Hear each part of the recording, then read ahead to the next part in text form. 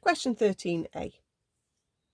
So find the stationary points of the curve y equals x cubed minus 3x squared and determine their nature.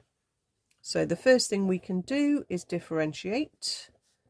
So bring the power down and drop the power of x by 1. 3, the 2 comes down and times us to make a 6, and x drops to power 1.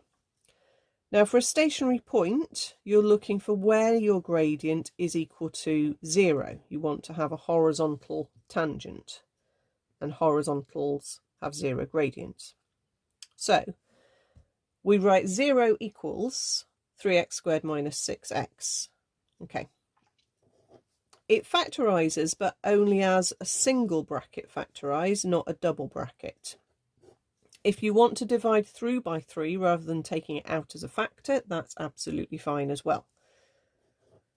So at some point, the 3 will disappear. For me, it's disappeared there. 0 divided by 3 is still 0.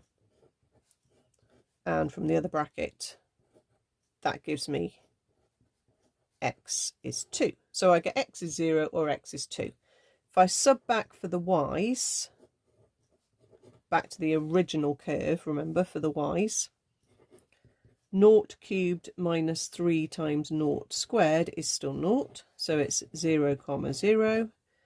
And with the other one, 2 cubed minus 3 times 2 squared would be an 8 minus a 3 times a 4. So an 8 minus a 12 is negative 4.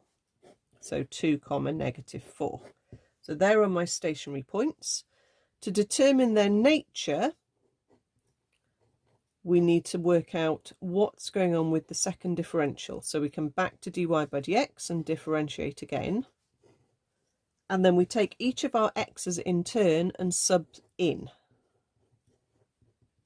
Okay, so if I sub in x is 0, I will get 0 take away 6 is negative 6. When I've got a negative, draw a sad face.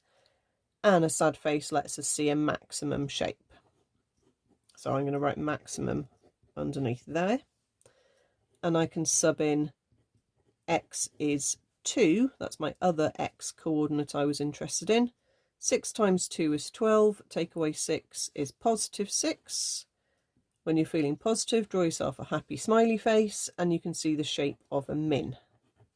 So I'm going to write min underneath there. And there's my stationary points and their nature.